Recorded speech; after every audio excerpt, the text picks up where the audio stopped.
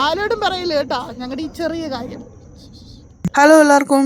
ഇന്നത്തെ വീഡിയോയ്ക്ക് ഞാനും റോബിയും ഉണ്ട് കേട്ടോ.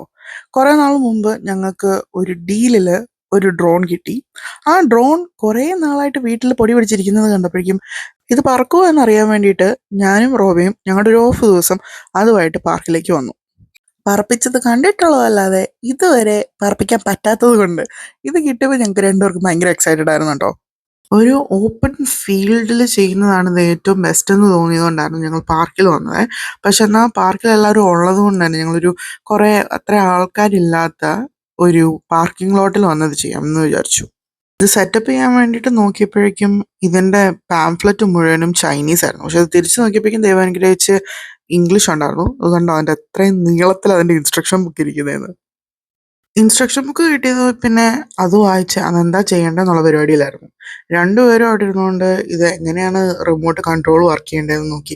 ഞങ്ങൾ രണ്ടുപേരും ഗെയിംസ് കളിക്കാത്തതുകൊണ്ട് ഞങ്ങൾക്ക് രണ്ടുപേർക്കും അറിയത്തില്ല എങ്ങനെയാണ് ഈ ജോയ്സ്റ്റിക്ക് ഒക്കെ യൂസ് ചെയ്യേണ്ടതെന്ന്.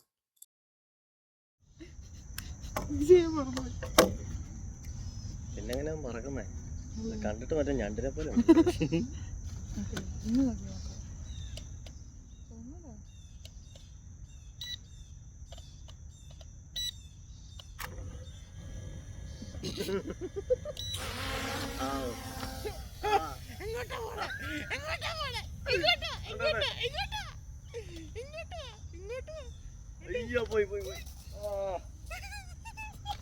എൻ്റെ ശ്രമം നന്നായിട്ട് പൊട്ടി പാളീസായതുകൊണ്ട് റോബി ആ സാധനം എടുത്തുകൊണ്ട് വന്ന് പാർക്കിംഗ് ലോട്ടിന് നടുക്ക് വെച്ചു. റോബി പറഞ്ഞു റോബിയുടെ ടേൺ ആണ്, റോബി പറപ്പിക്കാൻ പോകാം. നോ പ്രോബ്ലം, ഞാനത് കൈ കൊടുത്തു. അത് നമ്മൾ പാർക്കിംഗ് ലോട്ടിന് നടുക്ക് വെച്ച് പറപ്പിച്ചിട്ടുണ്ടെങ്കിൽ മേളിലേക്ക് അങ്ങനെ മരമൊന്നും ഇല്ലാത്തതുകൊണ്ട് കുഴപ്പമില്ലെന്ന് വിചാരിച്ചു. അതുകൊണ്ട് പറപ്പിക്കാൻ തുടങ്ങി. ആ മേളിലേക്ക് ഞെക്കണ സംഭവം വെച്ചേ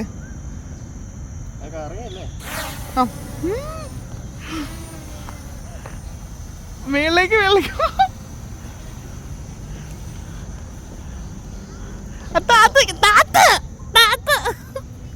അയ്യോ പോയി, അയ്യോ പോയി. എടോ അത് താത്ത കണ്ടോ? അയ്യോ പോയി പോയി, എങ്ങോട്ടോ പോയി. ടാറ്റ. ഹൈഡ്രജൻ ബലൂൺ പോലെ പോയി. ഭയങ്കര ഹൈറ്റിലാ പോണേ, കാണാൻ മേല ഗൈസ്. പോയതാ തോന്നുന്നു. അയ്യോ എടോ താഴേക്ക് ദൈവമേ മിക്കവാറും വെള്ളത്തിൽ വീഴും. പോയാ പോയി പോയിട്ടാ കാണുന്ന പോലുമില്ല. എന്ത് വീണില്ലേ? റോബി ശരിക്കും നന്നായിട്ട് പറപ്പിച്ചു. അത് മേളിലേക്ക് പോയി. മേളിലേക്ക് പോയെന്ന് പറഞ്ഞിട്ടുണ്ടെങ്കിൽ അങ്ങ് മേളിലേക്ക് പോയി. അതെങ്ങനെ താഴെ വരുത്തുന്നത് നമുക്കറിയത്തില്ലായിരുന്നു.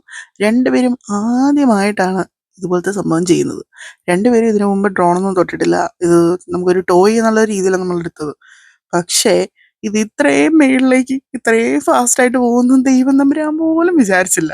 എടോ അടുത്ത പഞ്ചായത്തിലെത്തിയത് താൻ കാണുന്നെങ്കിലും ഉണ്ടത്. പക്ഷെ അത് അങ്ങോട്ടും അങ്ങോട്ടും പൊക്കോണ്ടിരിക്കുക. മോനെ തിരിച്ചു വാ, മടങ്ങി വരൂ. സംഭവം നൈസായിട്ട് കൈവിട്ടുപോയി.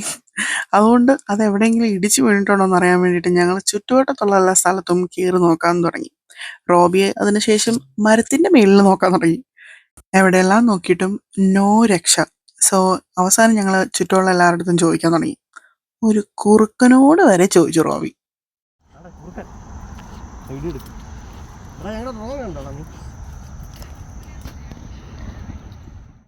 കുറുക്കൻ എന്ന് പറഞ്ഞാലും ശരിക്കും കുറുക്കനൊന്നും അല്ലായിരുന്നു. ഇവിടെ അമേരിക്കൻ കയോഡി എന്ന് പറയുന്ന ഒരു സംഭവമായിരുന്നു. അതൊരു കുറുക്കൻ്റെ ലുക്കുള്ളൊരു ചെറിയ ഒരു മൃഗമാണ്. നമ്മളെ ഒന്നും അങ്ങനെ അടുത്ത് വരാറില്ല. പക്ഷെ നമ്മുടെ ചില വുഡഡ് ഏരിയാസിൻ്റെ ബാക്ക് യാർഡിലൊക്കെ വരും. അതല്ലാതെ നമ്മളങ്ങനെ വലിയ ശല്യമൊന്നുമില്ല. കയോഡീനെ എല്ലാം കണ്ടതിന് ശേഷം ഞാനും റോബിയും കൂടെ വെള്ളത്തിൻ്റെ അടുത്ത് ചെന്നു. കാരണം വെള്ളത്തിൽ വല്ലതും വീണ് കിടപ്പുണ്ടോ എന്ന് നോക്കാൻ. കുറേ നേരം ട്രൈ ചെയ്തെങ്കിലും ഒന്നും കണ്ടില്ല. അത് പോയെന്നുള്ള തിരിച്ചറിവോടുകൂടി ഞങ്ങൾ കുറേ നേരം വെള്ളത്തിൽ നോക്കിയിരുന്നു. അപ്പോൾ അതായിരുന്നു കനേഡിയൻ ഗൂസ്. അതിൻ്റെ ഒരു ഫുൾ ഫാമിലി സെറ്റപ്പ് തന്നെ ഉണ്ടായിരുന്നു. കാണാൻ നല്ല ഭംഗിയായിരുന്നു. അതെല്ലാം കുറേ നേരം വായി നോക്കിക്കൊണ്ടിരുന്നു. ഞങ്ങൾ മാത്രമേ കണ്ടുള്ളൂ, വേറെ ആരും കണ്ടില്ല. അതിന് മുന്നത് പോയി ഒരു പിന്നായം പോലെ കണ്ടതേ ഉള്ളൂ. എല്ലാവരും പറന്നു പൊങ്ങി അത് പോയി. പറന്നു പൊങ്ങി പോയി. റിമോട്ട് മാത്രമുണ്ട് കയ്യിൽ. അവന്റെ ബാറ്ററി കൊള്ളാം. ഇല്ലായിരുന്നെങ്കിൽ അത് ഞങ്ങൾ പറഞ്ഞേനെ. ഇടയ്ക്ക് കീന്നൊരു സൗണ്ട് കേട്ടായിരുന്നു കേട്ടോ. അത് ഓണാക്കി ഇറക്കാം. അല്ലെന്ന്